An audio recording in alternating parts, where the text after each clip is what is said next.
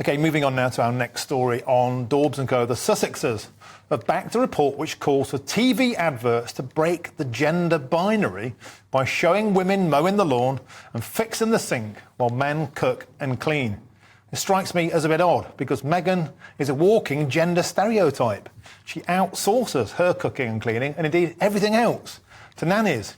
Anyway, can the Sussexes actually solve sexism, Aaron, or is this just another piece of woke meddling from time-rich royals, former royals? Would I call it woke meddling? I just think they're a bit lost. They don't really know what to do with their time. You know, I don't think there's anything wrong with that. I mean, adverts, you know, talking about gender roles, let's be frank, it's not really going to change the world. But, it's quite an innocuous thing. I'm not going to get angry or upset about it. You might disagree, you might agree, but you're not going to, attribute too much time to it. But really, I just think they're a little bit lost. I have to say, personally speaking, my dad was always the one doing the cooking, so I've never really understood that. Cooking's great fun. It's the cleaning the dishes that's the hard part. So beware any man who says, I like to cook, that means I'm a feminist, because, they still might not be pulling their weight. Well, I like to cook, and I'm definitely not a feminist. But, David, over to you. This strikes me as doubly odd, not just because of the Sussexes' own lack of participation in what we call housework or manual labour, but aren't adverts already the most woke thing on the planet? I mean, when was the last time, for example, you saw an all-white couple? When was the last time you saw a straight man who wasn't getting barracked? When was the last time you saw a dad who wasn't a hapless, pratfall merchant? They're already stereotyped, and they're stereotyped against traditional masculinity and against traditional women.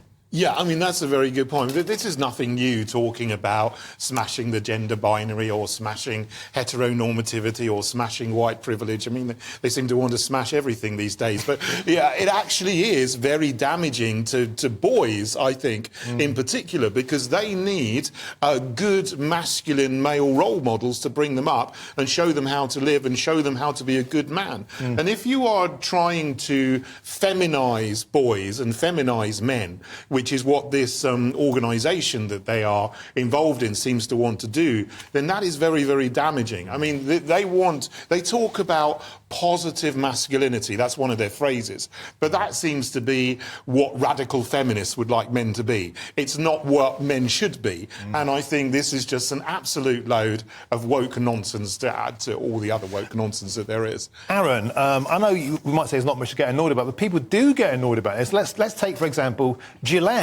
One shaving brand. No, back when I was a lad, it was the best a man could get. It was men who were winners. They got the girl, they got the job, their sons adored them. They were, I guess you'd call now, retrograde, heteronormative monsters. But yet, when they fettled their offering and it became this kind of toxic masculinity phrase, they suffered a crushing defeat in terms of sales. We saw with Bud Light, with Dylan Mulvaney, is it? The huge backlash. So, are they completely and utterly out of touch? Do people actually want these woke ads, or actually are we missing those traditional values? I think the Dylan Mulvaney one was interesting because I can see why Bud Light as a product would want to reach a different kind of audience to, middle-aged guy, 2.4 children, which is their bedrock. So I'd sort of obviously had a massive overhead for them. It didn't work. It backfired. But it's not the first time a brand's tried to sort of reinvent itself potentially as a more fun drink. In regards to what's being said more broadly there, I'm sympathetic to this idea that men are quite lost in our culture and they're not being given strong signs and signals and role models about what they can be, how to be happy, how to serve others. It's adverts. Maybe I'm showing my age here because I don't really watch TV. I watch YouTube. If I'm watching GB News, it'll be on YouTube. So these kinds of ads are a little bit lost on me. Like I say, for me, it feels like this is a couple who have a great deal of press attention, potentially a great deal of power, and just don't really know what to do with it. They don't have strong beliefs about things that really everyday people care about, it seems to me. Yeah, but it's already fair, don't you think, David, that when you look at the advertising offerings, certainly on television in the UK, it's not representative of the population of Britain already.